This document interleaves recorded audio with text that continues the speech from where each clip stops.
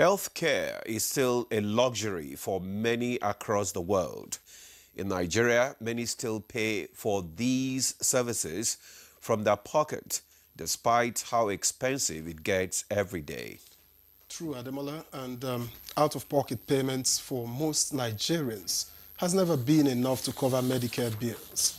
Now, this is in addition to the fact that social insurance is still not in place in not just Nigeria, but many countries around the world.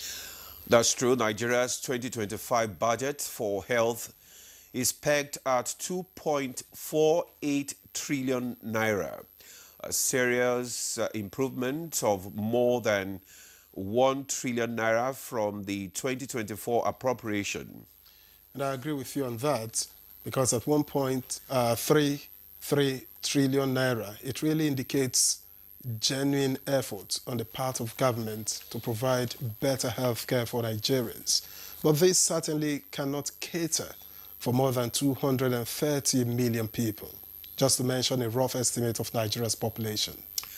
For several decades, many organizations and individuals in the health sector have made efforts to bridge these gaps, offering free medical services through outreaches. True. And these outreaches cover various areas, including surgeries, drugs, healthcare aids, among many others. A recent medical outreach by the National Hospital Abuja provided free surgeries to many Nigerians.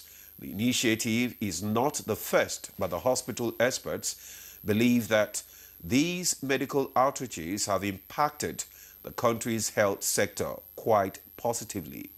And this collaboration between private entities and the government in Nigeria will be our focus on Good Morning Nigeria today.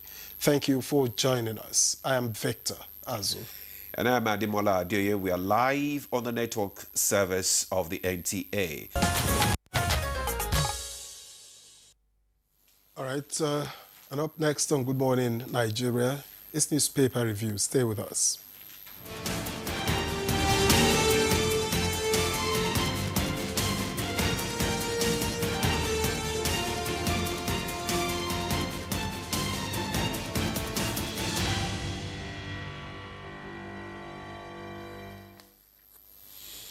Our newspaper reviewer, Chukudi Okoli Uwaja, is here. Chooks, what woke you up this morning? My dream. You think my ears were not working when the advertorial, the promo played? And that's the truth.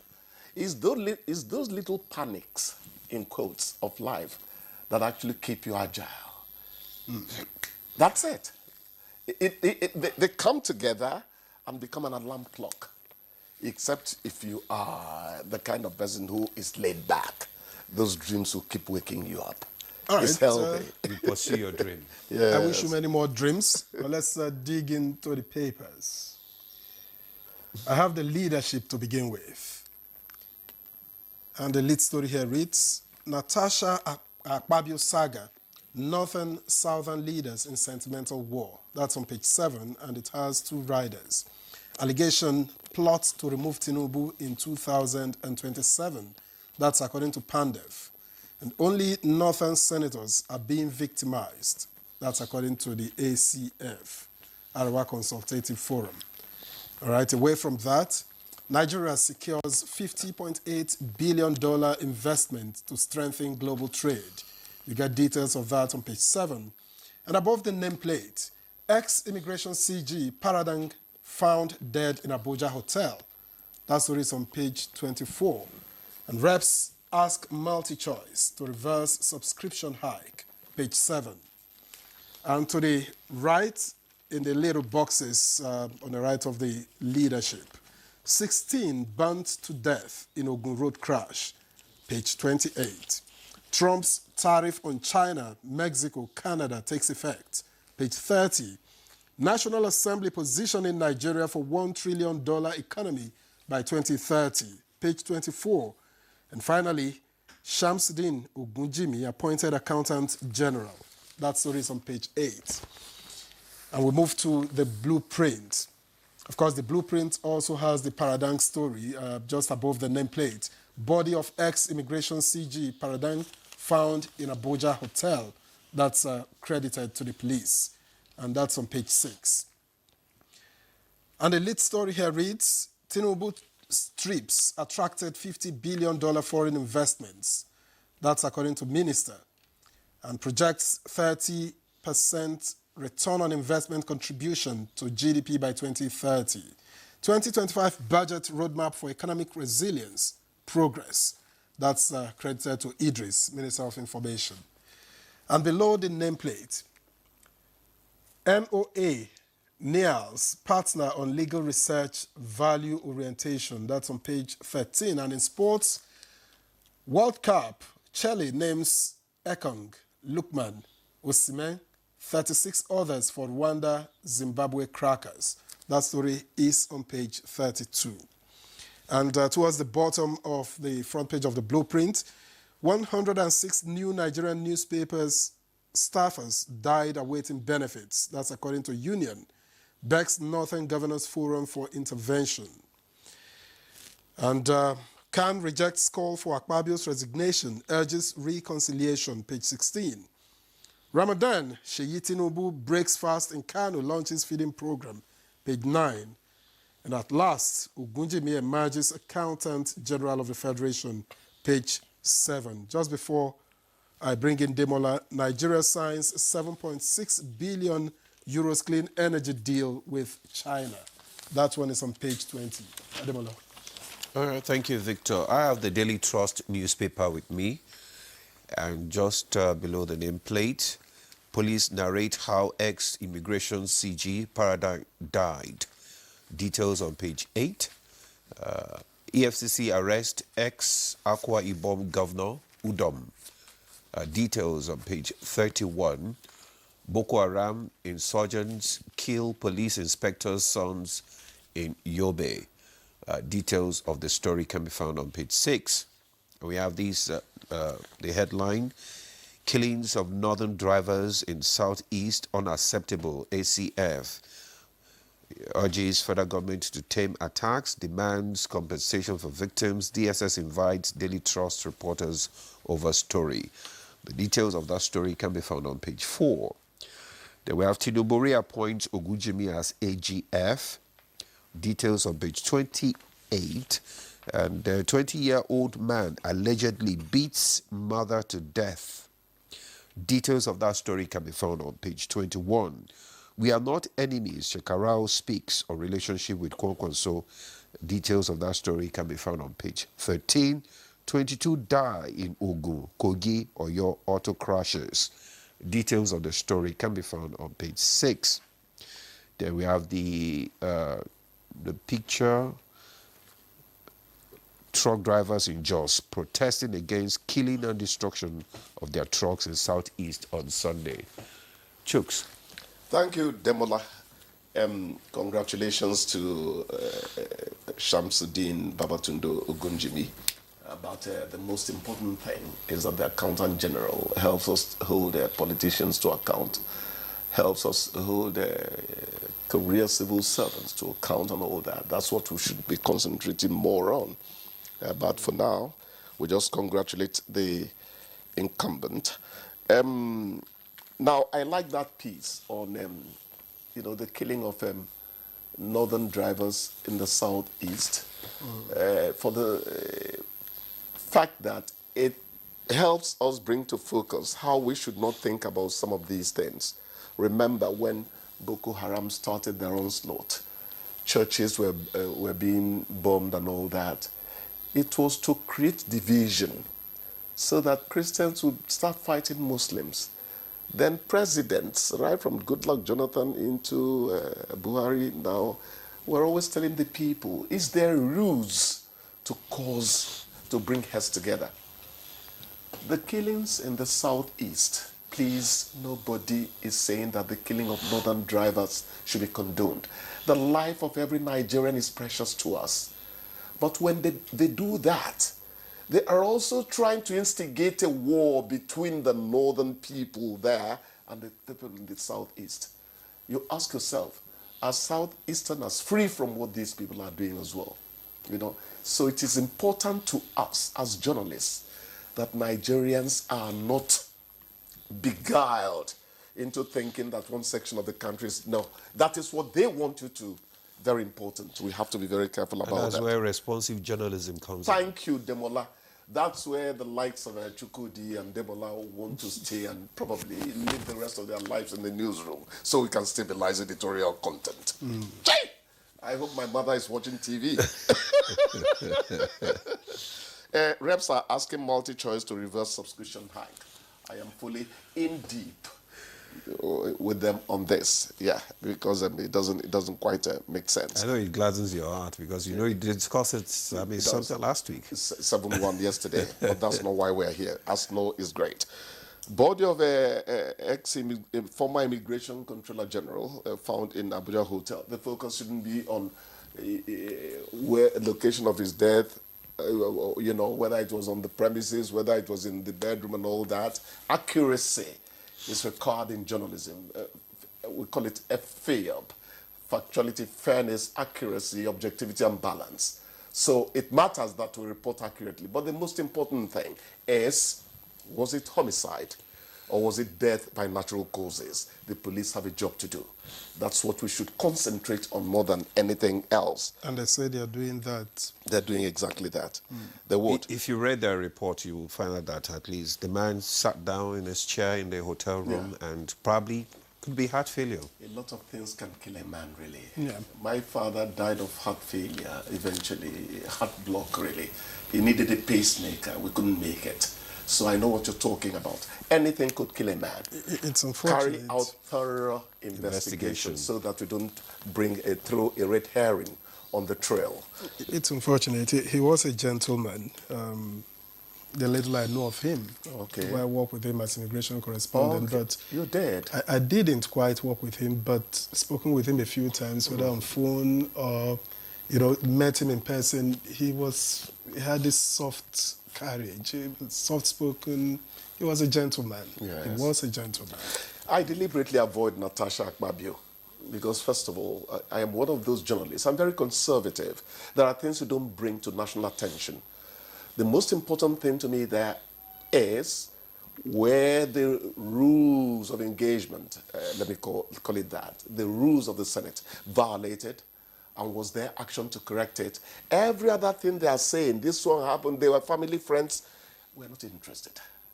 Journalism in Nigeria has to reposition itself to get away from banality.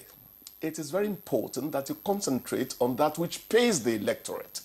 But when I see social media, very senior journalists are debating whether they are friends and all that, I say, well, Chukudi never gets into that turf. The most important that's thing what interests the people more. That is why some of us broadcasters have become activists. So that we secure 1 million likes. Unfortunately. I don't care whether I get 1 or 2, 10 likes. The important thing is that journalism does not invite things that are not supposed to be on the turf. It's serious business. It is. So what we should be telling Natasha and Akpabio is, beyond the rules of the Senate, whether they were impugned or not, we don't want to hear any other thing. It would amount to, there's something that is called wasting police time. You tell them a crime has been committed, they find out that you actually were deceiving them. They could take you in for wasting police time. So also do I think that there is such a thing as wasting the electorate's time. So let's concentrate on substance. Let them settle whatever is happening beyond the rules of the Senate, which must be obeyed. I think it matters how Nigerian journalists respond to things that happen. Let's concentrate on substance so that we do not waste people's time. My opinion. Your opinion. There's an opinion in the Daily Trust by Vincent Wanma. The title is Petrol, Price Wars to Intensify as Market Emerges from Debris of Chaos. I like the war. By 2026, we'll be talking about 650 naira per liter. Mark my words. Now it's like 880. 880. It's coming. Bua has not commissioned their Akwa Ibom refinery. They're still building. When they do commission, there will be more. I think And there's a it's hint because that even Elumelu wants to go into it as well. It's a very lucrative area. Even as the world tries to go green, they know that Black Africa will take a little more time. So petrol sales would pay people for some time. my folks in Delta buy for way more than it's something. Why They is it still so? buy into, well, that's the explanation. That's the explanation you may want to get. You look at the Abuja price, but elsewhere, what's the cost? 900 and, I begin to wonder why that disparity. And in a state, for instance, that itself is oil bearing. So you begin to wonder why. I understand, Folks my buy dear. for 900 plus. When I worked for Minaj, Bosi then, it was a big problem for me understanding why fuel never sold at the official price in the southeast. Okay, Chooks, You know? that's a question that, we have to find out. Thank you for coming this morning. Thank you so much. I All right. feel good. Thank you. Thank you. So we'll take a break now. Good Morning Nigeria continues. Stay with us. Thanks for staying with us. You're still on to Good Morning Nigeria on the network service of the NTA. Before we bring in our guest to speak on healthcare coverage through medical collaborations, let's take this background report by Ibrahim Dan Hamidu. Nigeria's healthcare system faces significant challenges, including inadequate funding, insufficient medical personnel, and limited access to specialized care. These gaps have led to a surge in medical tourism, with many Nigerians traveling abroad to seek medical attention. However, initiatives like the National Hospital Surgical Outreach Program are helping to reverse this trend. In a bid to improve access to quality healthcare services, the National Hospital in Abuja recently embarked on a surgical outreach program, offering free surgeries to Nigerians. This initiative is part of a broader effort to bridge the gap in Nigeria's healthcare system. By providing free surgeries, many organizations and hospitals like the National Hospital are not only improving the health outcomes of Nigerians, but also reducing the financial burden associated with seeking medical care abroad. This initiative also builds confidence in the country's healthcare system, demonstrating that Nigeria has the capacity to provide quality medical care. Furthermore, such outreach programs help identify and address the root causes of health disparities in Nigeria. By providing access to specialized care, these initiatives can help reduce the prevalence of treatable conditions, improving overall health outcomes and reducing the need for medical tourism. Experts on the program will discuss how free surgical outreaches like the one conducted by the National Hospital can be replicated and scaled up to address the healthcare needs of Nigerians, reducing the reliance on medical tourism and strengthening the country's healthcare system. All right, many thanks, Ibrahim Hamidu, for that background report. And to begin our conversation on medical collaborations, let me introduce right here in the studio Professor Muhammad Raji Mahmood, Chief Medical Director, National Hospital Abuja. A pleasure to welcome you back to Good Morning Nigeria. Oh, it's a pleasure. Thank you. Let me also introduce here in the studio Ayodeji Salman Yusuf, Chairman Sakina Medical Outreach and Head of Department Neurosurgery at the National Hospital Abuja. Thank you for coming. Thank you for having me. Also in the studio, we have Dr. Salawu Morayo, Consultant Anesthetist, National Hospital Abuja. Dr. Morayo, you are welcome to Good Morning Nigeria. Thank you very much. All right. So let's just kickstart our conversation this morning with Prof. Raji Mahmood. Can you give us, a better explanation when we talk about medical collaboration? What exactly are you talking about? How you been able to fill in the gaps? Okay, thank you so much for this question, and thanks so much for having us once again here in this studio. It's always a pleasure. A man or an institution can never survive as an island. So it's a rule in life that if you really want to prosper, if you really want to go far, if you really want to extend your reach, then you have to collaborate. Germination of ideas, skills, and efforts always improves many folds. So that's the whole essence of this. We've discovered that in our country, Nigeria, yes, we have very reputable and highly skilled manpower, and we have, to a very large extent, institutions that have some good skills.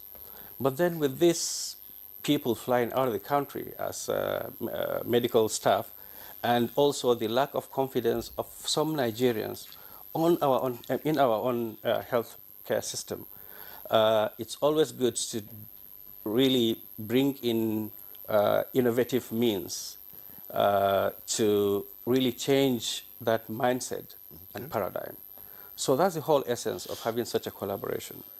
In this case, what happened was Sakina Foundation, as well as some organizations from the UK, came together, and we collaborated with them to give some certain specialized healthcare. What's different with this particular event is that it's not the usual outreaches that you just do minor surgeries or minor treatment of, treating diseases that were just minor. These were really highly skilled, highly equipped procedures that were done. Like? Minimally invasive surgeries, where you could go take out a kidney stone, multiple kidney stones, through a very tiny hole that you just puncture through this using a camera and some very specialized equipment. It demands not only the equipment, but highly skilled individuals to do this. So by doing so, we were able to, one, treat the patients. Two, we were also able to train some of our own domestic doctors, nurses, and other healthcare staff by getting them exposed. There were some of these procedures that we have done that we will say are, at least to be conservative, about the first in Abuja, if not in the whole country. And there are multiple of, I think about 160 cases were done within a week. So it's quite huge. And it actually beat our expectation, because our expectation was, frankly, we thought it would not be more than 5 to 10 cases that could be done within that 1 week. Eventually, we ended up doing about 160 cases. So it was a huge, huge success for the whole country, not only for the National Hospital, because a number of people were touched. And then one other good thing about it was that it was done free. The collaborators were able to find funding for that program. And National Hospital will not take the full credit of that. The credit has to go to them. And when they came, they were able to also leave behind some highly specialized equipment for us to keep using. So, how were you able to achieve that huge number, 160 cases, in just 1 week? I think the process started a bit early, and there was some very, very good advertisement. And I must give credit to Dr. Yusuf Salman and the rest of the team. They were able to reach out to other doctors who treat such patients. So from all around the country, we were able to have patients trooping in. So, and I'm sure he will tell us more about this.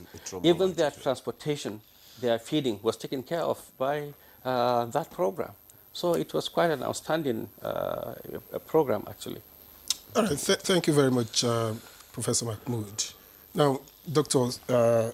Yusuf, you oversee both a department, a hospital department, and then the medical outreach.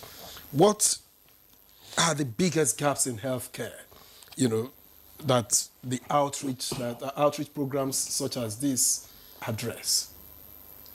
Okay, thank you for having us this morning. And to go straight to the question, the medical outreaches that we undertake across the country looks at gaps in terms of personnel in some area that can take care of these medical conditions. We also look at facilities in many of the healthcare institutions that may not be available. And more also importantly, many of our patients pay out of pocket.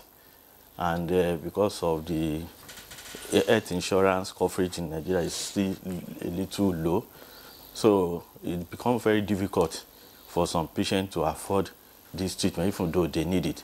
Even though sometimes the treatment and the personnel and the facility may be available, but if patient cannot pay, they will still not be able to access. So what we do in Sekina Medical Outreach is to look at this group of patients that cannot afford their treatment.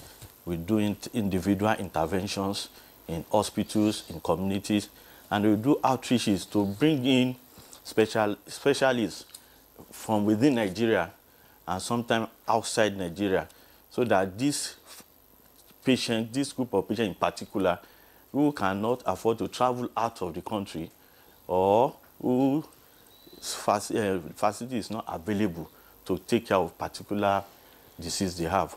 So we look after them. We give our own experts, both locally in Nigeria and sometimes outside.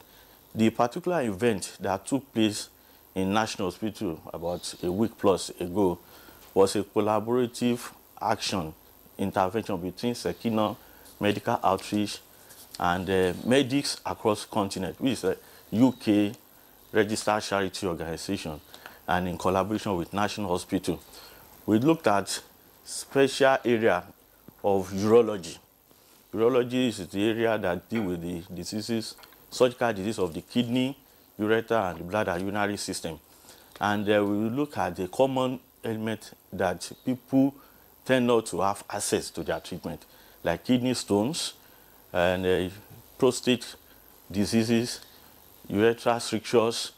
And so those are the main area, so that we look at doing this minimally invasively. That is, instead of opening the patient up, we'll do a keyhole access. The advantage of this is that it's less painful, it's less traumatic, and patient recovery is very fast. Now, why do we need to bring experts from outside the country to do this? There are two reasons why we need to do that. The availability of this specialized equipment in most of our institutions are lacking. Two, even though we have experts in some select area, they are not widespread. So we provide this opportunity for patients who cannot afford this. They've been seeing doctors that have been told they need surgery, but they cannot pay for it, or the surgical technique is not available. So we contacted medics across the continent. We look at the requirement and what we need to do. We did a budget on it, and then we will target 100 patients actually to do within a week. But we were able to do more than 100 interventions within that. How is that possible? Is that we use our urologist unit of National Hospital. The consultants reach out to other consultants, other hospitals. These patients have been seeing doctors in those other hospitals, but maybe because the facility was not available or the patient could not pay. Many of our patients are not under insurance. So we have a pool of them. They are screened and they are certified fit for high-skill intervention. And our collaborative medics across the continent came with experts in the specific area of that surgical interventions. Those are accomplished experts from UK and from Pakistan that came. So the program started on a Sunday. Surgery started on a Sunday, 8 a.m. to like 6 p.m. We are running multiple theaters. Okay. So in the day we can... Simultaneously? Yes, simultaneously, multiple. I think we will engage 6 operating suites for that week without actually disrupting the hospital operation, because there are other suites that were being used for emergencies and other elective cases. But the hospital allow us to use at least 6. So 6 operating suites were running concurrently. And in a day, we do like 20, 25 as the case complexity.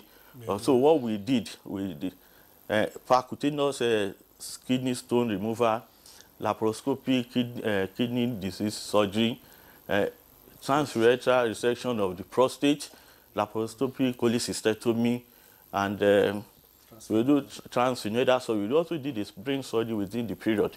Wow. Transfemoral, yes, pituitary surgery was also done.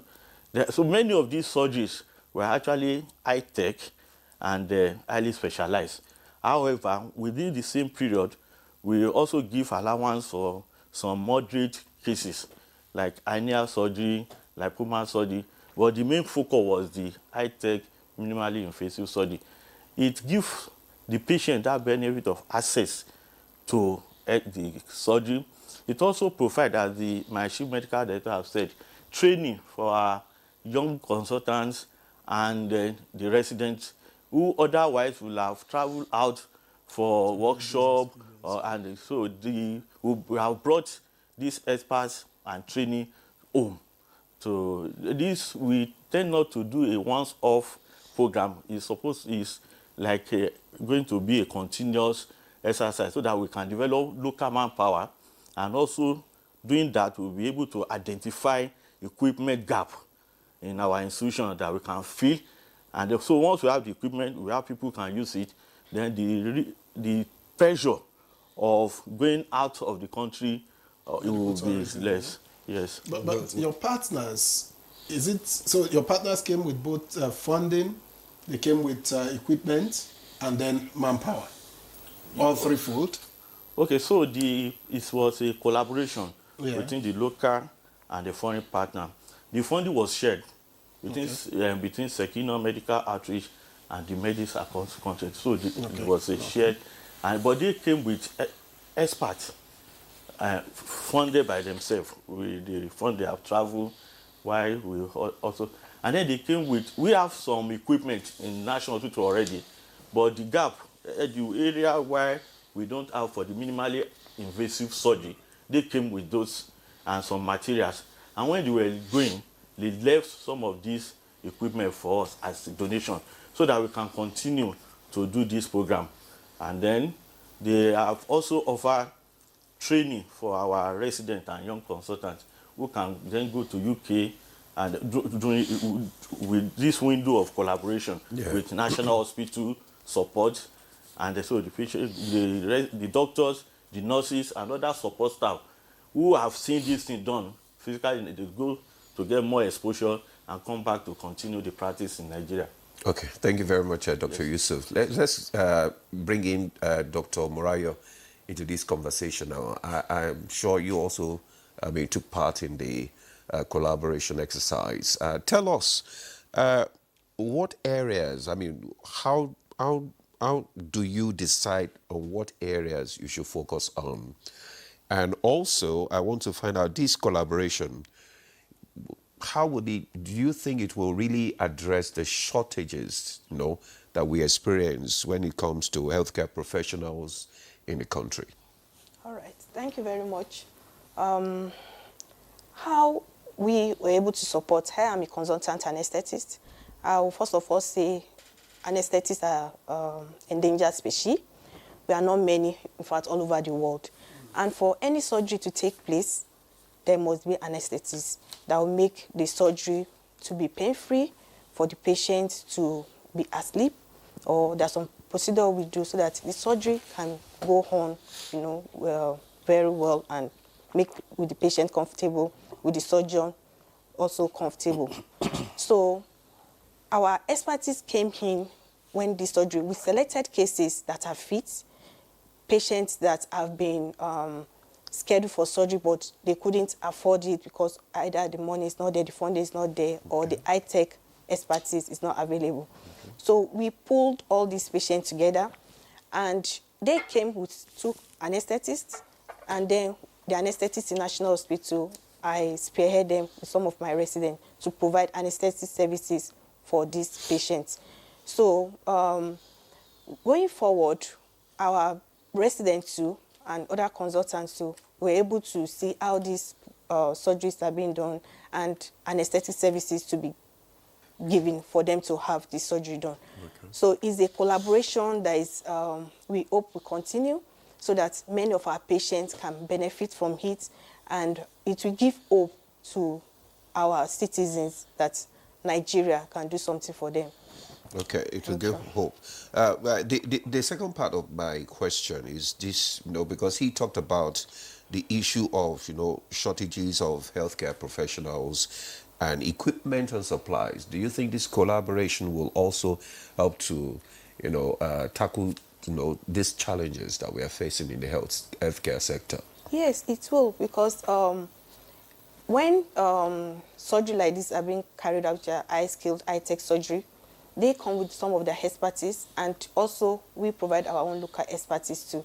And then our residents will get to see all these cases, and they get to partake in them.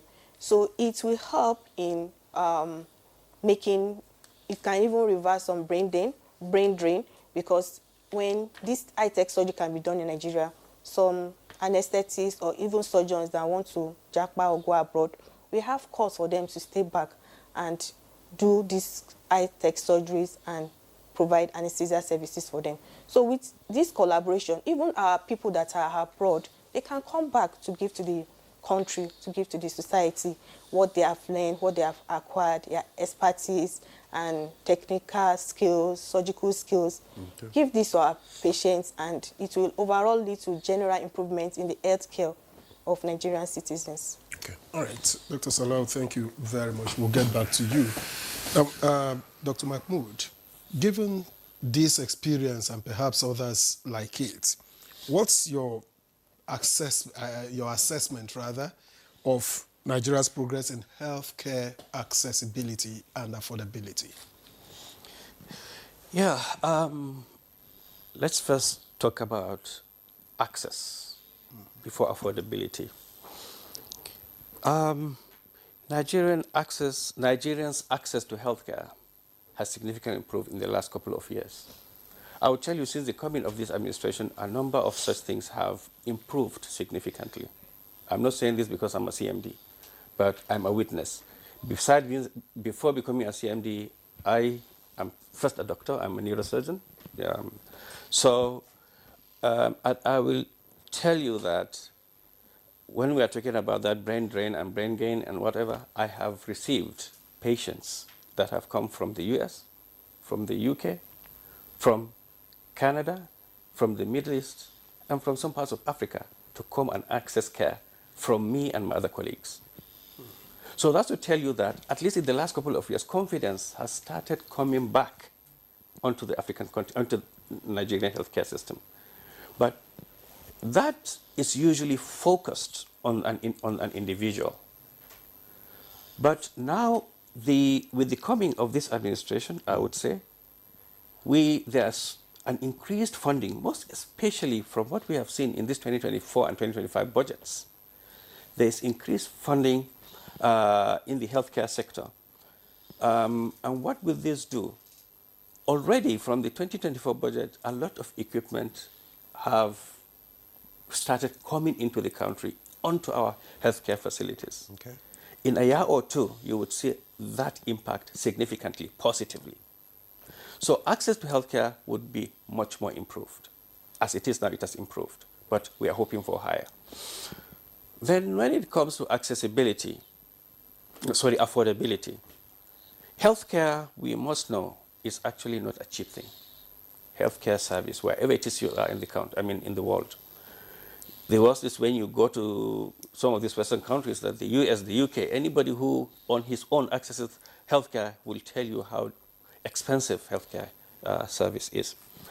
But the good thing with some of those areas is that there is a social health system that at least is a pool of fund that allows everybody to access healthcare. We have something like that in Nigeria. That's the NHIA. And I must say that also they are trying to improve the percentage of Nigerians that join that particular process.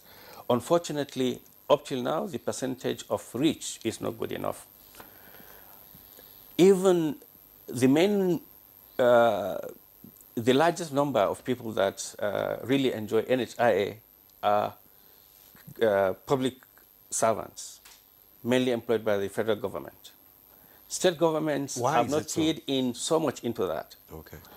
And when you see people who are outside the formal sector, very, very few of them actually are able to get into the system. I can't say exactly what the problem is because I've never worked with NHIS or NHIA, but I think we need to educate people, most especially down to the grassroots.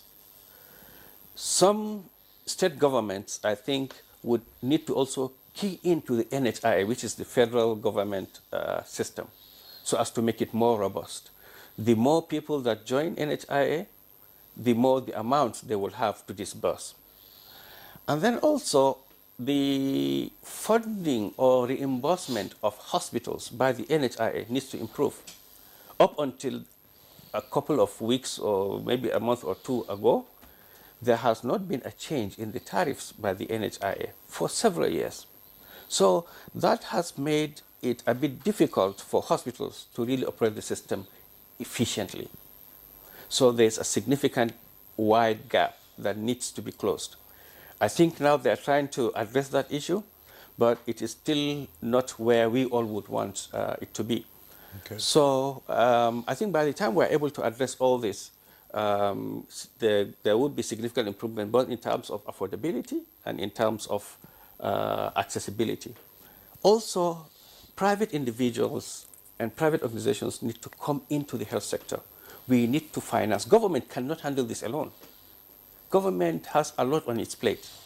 It has a lot of priorities. And each of these priorities, when you take them, they are important on their own.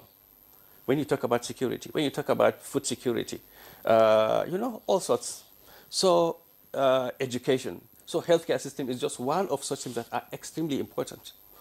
So private sector and private individuals and establishments need to come in from within the country and outside the country to really fund into fund the healthcare system in Nigeria. That will help significantly improving both affordability and accessibility. Okay, thank you, Prof, for that. Still on this investment in the health sector, let me come to Dr. Yusuf now. Because, you talked in the earlier round about lack of availability of equipment and insurance and all that. Now, what investment do you think are actually needed, to strengthen the healthcare infrastructure and resources, especially in Nigeria? And how can medical collaboration help facilitate this type of investment? Okay, thank you for that question. I will say that why government intervention continue to improve, as the Chief Medical Director said, patients continue to have diseases every day, and the need for interventions continue to exist. So as individual out of government, we look at bridging the gap before the government intervention. Investment that need to be included, as said, we have an equipment deficit, major equipment deficit, that if they are not available, then there is nothing that can be achieved. Some of these equipment may need to be procured. What I think, which the government is also doing, is to identify select hospitals and make them center of excellence for certain interventions. We can look at oncology interventions, which I think the Ministry of Health is already having plans to do, so that in this area, National Hospital is a center of excellence for oncology and maybe urology surgery, so that the equipment needs can be focused in that area, so that we don't duplicate so many and not achieve anything. Then, once the equipments are there, the equipment will not operate themselves. We need manpower. Already training is going on, but training needs to be scaled up. In the year past, the Nigeria postgraduate medical college usually have a 1-year foreign exposure for their fellows, which was stopped some years back. We need to bring things like that back. Okay. Because even if we invest in equipment, we need people who operate it.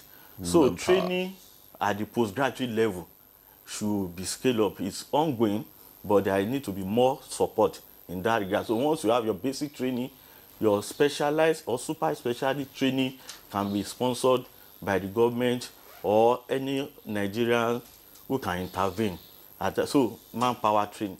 And then once you have the equipment, you have the manpower, then the area of insurance needs to be. There is no two-way about it. No country in the whole world achieve sufficient health care coverage without insurance. No, we cannot continue to pay out of pocket. Nobody save for illness, but it will always come. Accidents do occur. Infectious diseases at primary care level needs to be strengthened, but we need to support the citizen in a form of health insurance. So those three areas, I think we need major investment: equipment, manpower, and then social intervention in terms of insurance. Thank you. Now Sakina has been actively providing free medical services. Yeah. What drives your team, and what challenges have you encountered in doing these outreaches? Okay, so Sakina Medical Outreach actually started around 2009 as a project of young professionals, doctors and non-doctors, who sees patients in the hospital and who cannot afford. We started by doing individual interventions. What the drive is that we are in the hospital, we see patients that need basic things, but they could not get it. So we came together to say, okay, what can we do at our own level? Like minds, we made contributions, and then we started. We were going to the hospital, identify patients, and then pay their hospital bill. We don't give patient money, but we pay to the hospital directly. If it's a drug, so we were doing that, and then we felt the impact was not so sufficient by doing just individual interventions. Before, we also send patients outside the country for treatment, brain surgery, other surgery, but we look at our impact levels. It was not so as we want. So we felt, okay, let's go into outreaches. We identify communities and do a diagnosis. What is the major needs? In Nigeria, community needs in terms of health is almost the same across the country. So that feeling of we need to do something, and we cannot leave it to the government to do everything, motivate us to come. We discuss to our people of like mind, doctors, nurses, that volunteer free of charge. We don't charge for anything. How do we get funded? The major challenge we had is funding. We appeal to individual. We contribute money ourselves because we also have our own work. So we contribute money. We appeal to good people in the country, and people have contributed to us. We collaborate with institutions just like National Hospital. In the past, we have collaborated with Federal Medical Center, Abuja. We have collaborated with Kwara State government so that we will help to equip the general hospital and the provide service. So we do collaborative services, even locally. So because we know, as I've said before, people continue to get sick. People continue to need intervention, which not because anything of their own fault they could not afford. So while not waiting for government to do everything, we came together and we incorporated our organization in 2017. So Sakina is fully incorporated. And how do we build trust? Because if somebody gives you money, they want to know what you do with their money. So we do biannual report. For this year, by June, this is what we have been raised in terms of fund. This is what we have spent it on. And then at the end of the year, we do annual report so that our people who donate, our donors, know what we are doing with their money. So that has kept us going, because once you see what people have done with your money, you're able to give more. But again, it cannot be enough when you talk in terms of health. Challenges mainly is funding. We have volunteers. We have good Nigerians who are ready to provide their service free of charge. Free of charge. And we have Nigerians who also feel they can help, and they are helping. But you see, funding is the major challenge that we have at Sekina Medical Outreach. Oh, okay. Funding is the major challenge. I mean, funding has always been the major challenge in most of the sectors of the economy. But let's bring in Dr. Morayo once again. This type of outreaches, let's look at how it will help increase access, to essential healthcare services such as primary care, maternal and child health, and mental health services, from your experience. Okay, thank you for the question. These outreaches which actually help in providing these services. We've known that Nigeria has one of the worst maternal health indices in the world, in the whole world. So, and this has brought significance into even in Abuja here, that we think is the capital, we still have high maternal deaths. So these outreaches can go, because sometimes the problem is, apart from affordability, accessibility, even reaching the healthcare center is a big issue. Then problem of funding. Then another thing is people are not aware. People are literate, but the health literacy, you'll be shocked when people that you think are literate, when they are talking, they don't have this enough knowledge. So doing these outreaches, you can able to identify those patients that have maybe poor indices. You can be able to educate. You can't do away with a lot of public health. We have to talk to our people, let our people know what are the problems, what are the issues. When you see this, who you should go to. We still have a lot of people still patronizing, maybe because of lack of knowledge, lack of funding, people that are not experts, and they delay. And any delay in treatment leads to a worse outcome. So public knowledge, let it be out there, let people know. When we do outreaches, we talk to people, we involve public health, physician, we talk about maternal mortality, child health, mental health is a big issue now. So awareness is the first thing. Let people be aware that this treatment, they can get it in Nigeria and where they can get it. And then we now talk about accessibility, where they can access these health care. Then we now talk about affordability. That's where insurance that we have been talking about now comes in. No, Nigeria, more than 90% are paid out of pocket. And even the most richest person, nobody's safe for illnesses. When it comes, it will hit you hard for you to bring out that money to really treat yourself. So, but when people know there's health insurance, when you have any illness, you can always access it. The fear of, I don't have the money, is not there. You can access it. And people are aware. They know where to get these things, what all these illnesses are about, and how to afford it. I think it will go a long way in helping our citizens. You talked about the issue of lack of proper awareness, adequate awareness. So how can we raise that awareness? Are you working with other government agencies to create more awareness, especially at the hard-to-reach areas in the country, the communities and all that, so that they can benefit from these outreaches? Yes, that's one of the things the Sekina Medical Outreach is doing, and we're collaborating with them with National Hospital. Awareness, even what we're doing now is awareness. People are listening, they know about these things, and then if we go into the community, it will go a long way.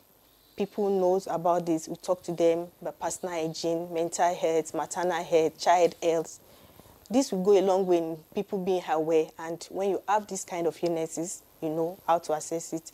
So apart from government, a lot of individuals, a lot of non-governmental organizations need to come into this awareness, let people be aware, where they can access the care, how this can be taken care of, and the affordability, how they can, if the health insurance is taken care of. Because that's one of the things that determine people, even if they are aware, when they can't afford it, there's nothing they can do.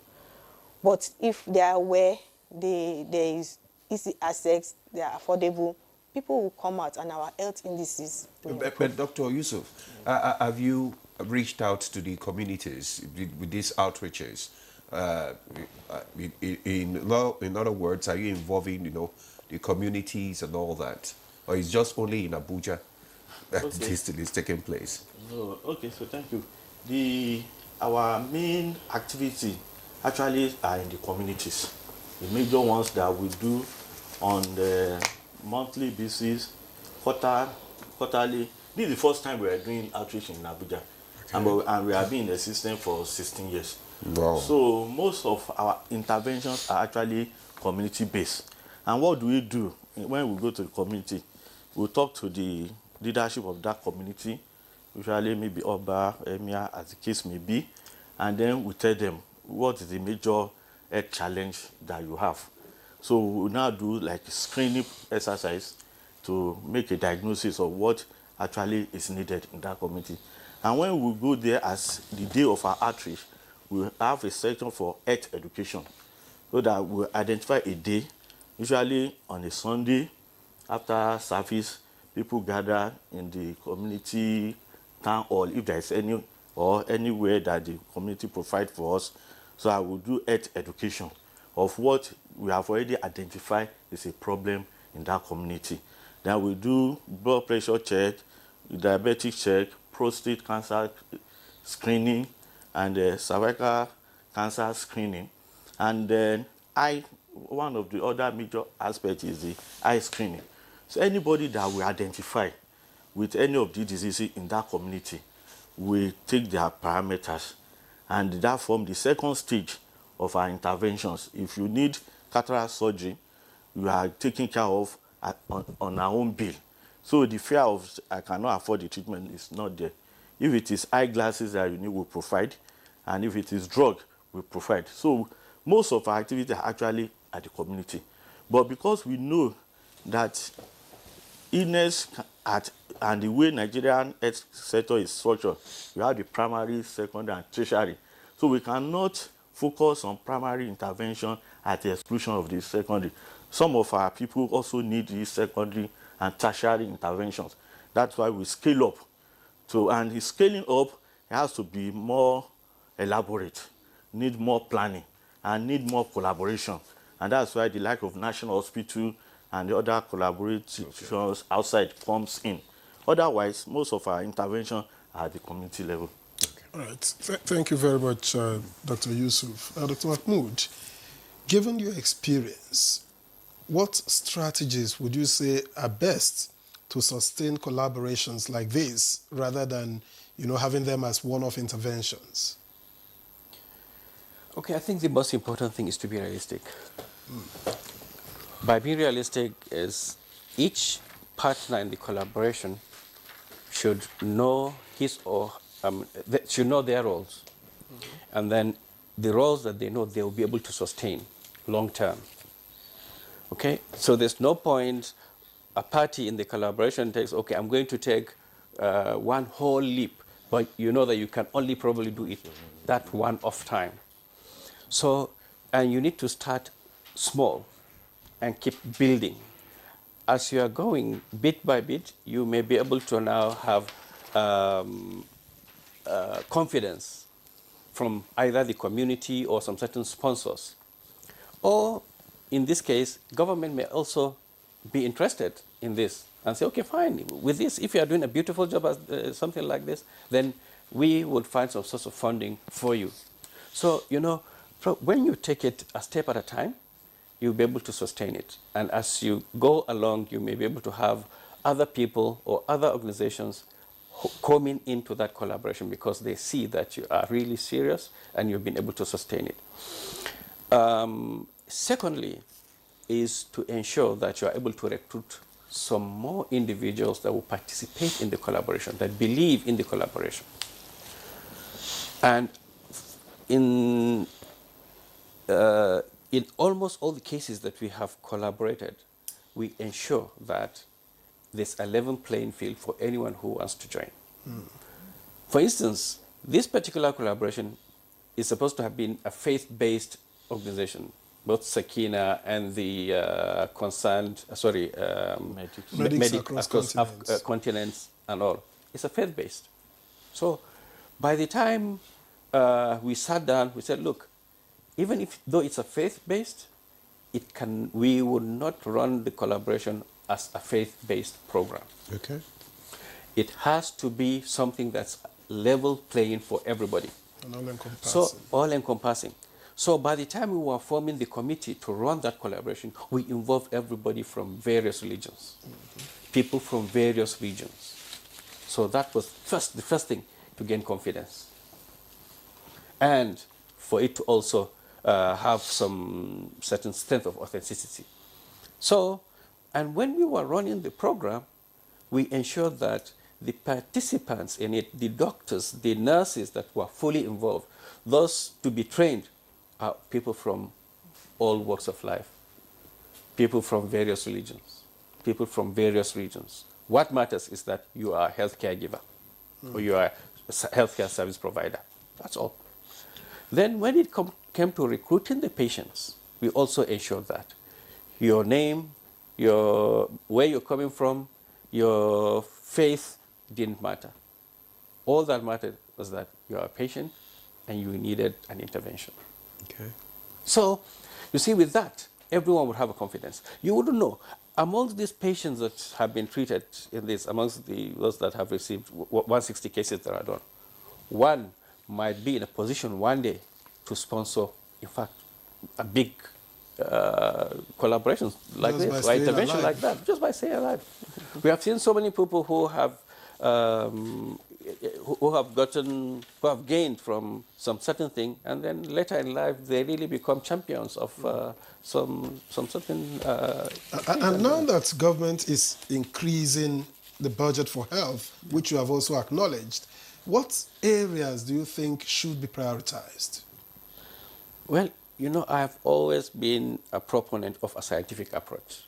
You remember each time we have this, I don't believe in just waking up one day to say we should do this, we should do that. We should always do some certain studies first. See where the gaps are. Yes, there are certain areas where gaps are quite glaring, we know, and it may be general all over the country, but there are specific places or regions that might have some certain peculiar needs. For instance, when you say you're going to the northeast, say towards Borno State and Yobe State, whatever it is you need to do, you also have to look at kidney diseases because they have a lot of chronic kidney disease issues. When you say you are going to somewhere like the northwest, because of this insurgency and banditry, you have a number of people that are malnourished. So these pockets of peculiarities need to be understood. But generally, we need to equip our facilities. We need to increase manpower in various fields, particularly women and child health. And we also need to ensure that the primary health care system is well taken care of and well funded, well equipped. So I think those were the first few things that we need to do, then subsequently to put in place. All right, thank you very much, Prof. We have joining us via Zoom, Professor Martins Sheriff, consultant urologist, is joining us from the UK. Professor Martins, good morning. Welcome to Good Morning Nigeria. Yes, good morning. Good morning, Nigeria. Can you hear me? Yes, we can hear you. Our conversation actually has been on healthcare coverage through medical collaboration.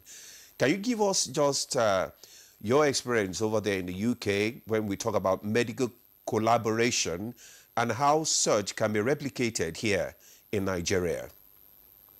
I think it's a very good question, and I've just had the opportunity to listen to, I believe that was Professor Rajiv, the Chief Medical Director from National Hospital Abuja. Am I right? Yes. Am I correct? You're correct. Well, I agree 100% with his remarks. So I am a chairman of a charity known as Medics Across Continents, registered in the UK. We are not a faith-based organization. Although we get our inspiration from the Holy Quran, which says, every life matters. Save one life, it is like saving the life of whole humanity. It doesn't talk about your religion, your color, your creed. So it's absolutely essential that we look across what is common between us, across all religions, and put the value of human life first. And I believe what we did together with Skinner Medical Outreach, the National Hospital Abuja, and there's another partner, a charity called Muslim Charity, registered in UK. And we have other partners too. We work with the National Health Organization. We work with UN, a variety of other charities. And I believe collaboration is the way. So you don't look at what you have, what's different amongst you. You look at what's common. And I think when it comes to health, this is a major issue, as we all know, around the world. Nigeria is the most populous country in Africa, we all know. Africa, like Asia, is the future. You have a lot of young people. Unfortunately, there's a lot of health disease challenges. And I believe you need to tackle a variety of different things at the same time. So you've got to get the basics right. And I believe, just like Dr. Rajiv said, you have to have a scientific approach. You have to put the interests of your patients first and nobody else. Not the politicians or anybody else is what matters to the patients. But you need to collaborate. And you need to acknowledge innovation. Innovation is not something that's only for the West. I believe innovation using AI technology, minimally invasive technique, which is what we introduced working with our partners at the National Hospital Abuja. We were able to carry out historic procedures that never been done at Abuja National Hospital before. One of them was a keyhole approach, what we call PCNL, where we make a small incision to get into the kidney with stones. Now, kidney disease, as you heard earlier, is a major challenge due to stones that leads to kidney failure. Patients end up being on dialysis, and it's very difficult for them to get a transplant. So PCNL work, rather than making a big cut, is the future. So we've actually trained up in the period that we were there, one of the urologists, and we've actually made a donation of a very expensive equipment so that this will be carried on after we have left. We've also carried out minimally invasive laparoscopic surgery in that period that we were there. You heard there were about 160 interventions in about just under 100 patients, because some of the patients had more than one intervention. And minimally invasive surgery is the future. In fact, the future, which is already here, is robotic surgery. And I have put a proposal to the Chief Medical Director, Professor Rajiv, that you need to embrace, and he has indeed embraced this, minimally invasive surgery. And there should be a National Institute of Minimally Invasive Surgery. And I believe the best place for it is at the National Hospital Abuja. There are now several thousand robots around the world. Africa, in South Africa, there's 2. Egypt has 1. Tunisia has 1. Morocco has 1. Kenya has 1. And believe it or not, even Kigali, Rwanda, has a demonstration robot. So robot is not only for the West.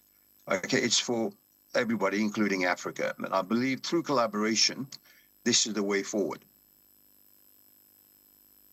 Professor Martins, we'll come back to you. We need to go for a break now. We'll get back to you later. Stay with us.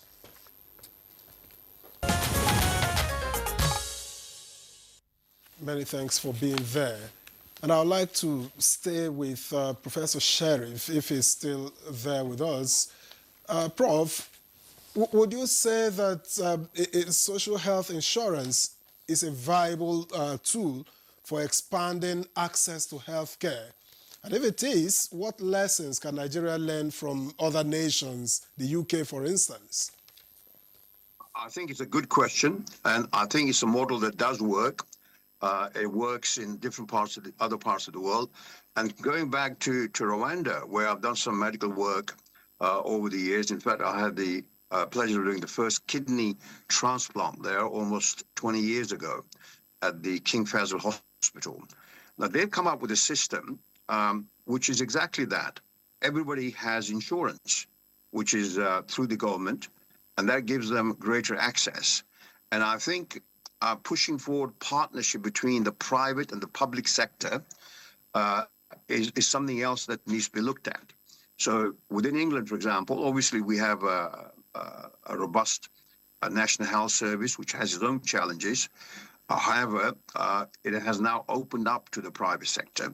And I think opening up for health partnerships of this type with the private sector, putting the patients first, is definitely the way to go. Okay. Thank you, Professor Sharif. Professor Mahmood, what policies, in your opinion, or structural changes are needed to improve the effectiveness of Nigeria's healthcare system overall? Okay, one, I think I'll go back to that health insurance. That's very, very key and very, very important. We need to find some certain policy to ensure that almost everybody, if not everybody, is on the health insurance. That would increase the funds available to play around with, and it will also give the confidence to Nigerians that wherever it is you are, you will be able to access care.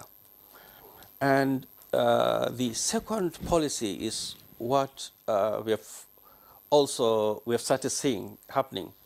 The government must make intentional moves to ensure that there's adequate funding in the medical facilities, in the healthcare sector. It has started doing that.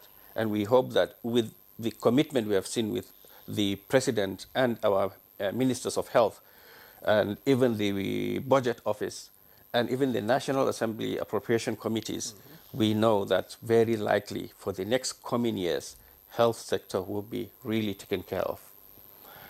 Then the third is also to make a deliberate move to ensure that those people that are trained and are fleeing out of the country are retained, and then our younger ones are trained to fill in or take up the positions of those that eventually would retire or would exit the system. So our educational system also needs to be looked at. Medical training, nursing training, physiotherapy and pharmaceutical trainings, the curricula need to be reviewed. What we are using currently, most especially in our public schools, are actually curricula that have been drafted several years back. Things have changed over the years. Knowledge and life are dynamic. So we need to go with the current state of matters. We need to move along with the world. You heard what Professor Martins was talking about, that high-tech medical service is not in the West, or is not in what you call advanced world. It's even here in Africa. So Nigeria should be a hub for that. Nigeria has the brain power, the human resource to do such kind of things. In Africa, we should play a leading role. So the policymakers need to make a deliberate effort. If only we could find, we have some certain fora where we have the policymakers and healthcare providers sitting together, but this in few areas, and usually there are like summits that are not primarily meant to review the whole of the healthcare system as a whole. I think there should be a summit to address this, so that all the facets can be taken care of. Because government agencies, they need to work together to ensure effective implementation of all these regulations. Exactly. Okay. Yes, I think it's because we have, there is this lack of synergy, I would say, at times. That's why we see a lot of this. And just like they are saying, each hospital does not have to do everything. If by the time we sit down together, we can agree to say, okay, this particular region will take care of this particular hospital will take care of that. So that would be easier. The government can now focus on one particular region to really sort out some certain issues and fund the That's what we're talking about, the collaboration. Exactly. Okay. Now, Dr. Yusuf, now I want to ask you this question because, we have different professional associations and groups, in the health sector. Now, what role can professional association and advocacy groups, play in promoting medical collaboration? in the country, and for us to be able to achieve the universal health coverage? Okay, so thank you for the question. The professional organization and association in healthcare, like Nigerian Medical Association, the Pharmaceutical Association of Nigeria, and the Nurses Association, they usually have annual meetings and conventions. As of now, most of these meetings are done individually, and then the issues are discussed. So the doctors discuss their own issue, nurses discuss. I think there should be a coalition of minds that where doctors, nurses, pharmacists, physiotherapy, and other paramedics in health sector can have joint discussion, maybe an annual, not government-based now, association-based, professional-based. They have their summit and brainstorm, because the professionals that work in the health sector will see where the gaps are more. They will look there, they can provide solution and come up with a communique that can be forwarded to policymakers to implement. It will be more effective than NMA doing their own, sent to the Ministry of Health, Nurses Association. That may, so that we cannot, it's better to have a package solution, not just identify problem. Identify the problem, provide solution as a joint health professionals, and then forward to the policymaker. What they do with that may not be on our own hands, but we trust that when the things get to the Ministry of Health, get to the legislative arm, or even the executive arm, action will be taken. And that action will be streamlined because it's coming from people who matters in the profession. All right. Thank you, Dr. Yusuf. Dr. Salau, beyond outreaches like this, how do you think the private sector and NGOs, can better support long-term improvements in healthcare? All right, thank you for the question. The private sector and NGO, they have a long role to play in healthcare of Nigeria. And if we look at Abuja, there are some big private hospitals that are already doing that. Government alone cannot do this. It can't provide healthcare solutions to our citizens.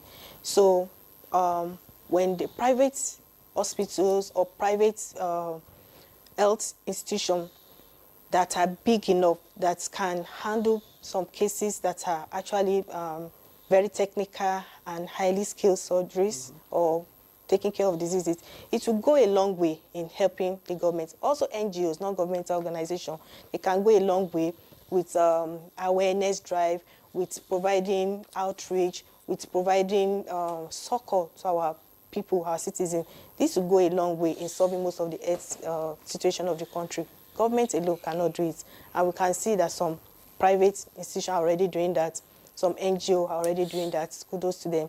But we need more so that they can support the government for us to have a robust healthcare coverage for our citizens. Okay. They need to do more. They need to collaborate and all that. Let's bring in Professor Sharif once again, and we're trying to look at some of the challenges that we may encounter during these collaborative processes. If you can give us what kind of challenges that you have encountered in your climb there, and how you've been able to tackle it, so that we can learn, here when we are doing such. I see opportunities. Clearly, there are different ways things are done in different parts of the world. But where you have an agreement on what the end product is, and obviously in this occasion, we are looking at improving the quality of care and also saving lives, you can get through anything. So on this particular mission, yes, we've had some challenges. Challenges in terms of equipment, challenges in terms of some lack of maintenance of certain types of equipment, challenges in terms of patients and their medical conditions. There are all sorts of challenges. But the bottom line is, where there's a will and there's a clearly defined approach, and there's the ability to learn and work as a team, and that's the key thing, you can overcome challenges. But going back to one or two points that were mentioned earlier, if I may, I think I see Nigeria actually being the most populous, definitely, but also technologically, with a young population, one of the top countries that will drive the direction of Africa. So clearly, the largest economy at the moment is South Africa, but Nigeria is not that far behind. There is a lot of talent in the country that I've seen, I've experienced both working in the UK. As you know, there's a very large number of expat Nigerians here in the healthcare profession, in all aspects of life, business, and even the leader of the Conservative Party, as you know, is of Nigerian background. So there is a lot of talent, without any doubt, in Nigeria. But I think there's a failure to grasp that talent, if I'm honest. There's a failure of sense of direction from higher up, particularly when it comes to the younger population. When it comes to healthcare, as it was said earlier, we need to embrace technology. Technology is here. It's not just the future. It's already happening in different parts of the world, different parts of Africa. And the way I see technology is that it allows, say, an average doctor to become excellent, and an excellent doctor to maintain excellence for a longer period of time, and increasing efficiency of what you do. So coming back to that, again, this needs collaboration. And you need collaboration between the healthcare profession, the business community, the politicians, all need to come together to embrace that so you can take that forward. So I think the future is potentially bright. Challenges are things we can work out as we go, and they shouldn't deflect you from your main goal. Thank you very much. I just wanted to stay with him for a moment, Professor Sheriff. If you had to give one key recommendation to policymakers here in Nigeria, and that's based on what you now know, regarding healthcare, what would that be? If you have to give one key recommendation to policymakers in healthcare in Nigeria. Well, my recommendation would be embrace the excellence of your population. There's a lot of talent. Okay, put their interests first and nothing else. Okay, Nigeria has young population, lots of mineral resources. Potentially, it should be the engine house, not just of Africa, but in the top 5, 10 leading countries in the world. And I think, unfortunately, as we all know, there's a lot of corruption in the country. And that's something that needs to be tackled. You have to put the interest of the people that you serve, and they are your voters, the patients, and do whatever you do for their interests, irrespective of who they are, the color, creed, religion. And if you do that, you will end up making history. You will end up winning elections if that's what you want. You will end up obviously saving lives and doing something really quite substantial. So when it comes to policy, unfortunately, it's not just having a good policy. I mean, there are some very good policies within the healthcare profession throughout the world, including Nigeria. But it's the lack of follow-through, lack of implementation of those policies, and then the lack of maintenance of those policies. So if you look at how much budget is allocated to the healthcare, I'm afraid it's just not enough. I mean, the National Hospital Abuja is a premier tertiary referral center. The people who work there are working very hard. The chief medical director is doing the best he can. But what I've seen is that they are restrained because of lack of resources. And there are plenty of resources within Nigeria, but they just need to be allocated appropriately. I mean, if you do not have health, you've got nothing. I mean, there's a famous saying, many a young man spends his youth trying to make wealth and then spends his old age using wealth to regain health. So no health, nothing. So I think the policymakers really do need to focus very hard on the resource allocation. They need to look at bringing in innovation. And I hope that the proposal that I've been discussing will go some way towards fulfilling that vision. Very much, Professor Sharif, putting the interest of the people first. All right, as we begin to wind up this conversation this morning, Professor Mahmood, let me just ask you, what lesson, have been learned from this successful medical outreach and how can they be applied in future, collaboration? The lesson is dream and dream big. We should not procrastinate, and we should not be pessimists. Let's always think positively and push our dreams forward. We never know where it will take us. And with this, we have seen this collaboration, like I said, initially when we were to start, we didn't think that it was going to be this successful. But it turned out to be highly, highly successful. Okay. And we now are more resolute to do this. Mind you, this is not the first collaboration we have done. Even within the last couple of weeks at the national, months in the National Hospital, we have collaborated also with